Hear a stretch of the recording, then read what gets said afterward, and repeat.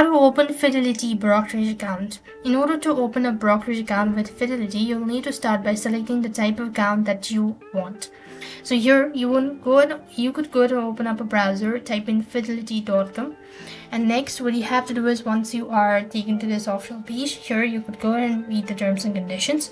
Then you want to scroll down a bit and you could find a brokerage account. Click on open an account. As you do it, so it will then proceed or take you to the next field where you could go ahead and start reading the terms and conditions.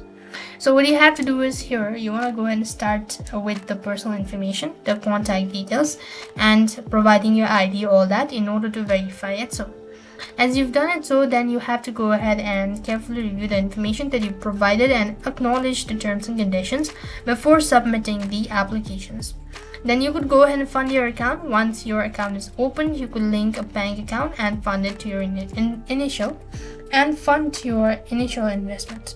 That's how it actually works. I hope the video was helpful. Make sure to like, share, and subscribe. Thank you for watching. See you in the next video.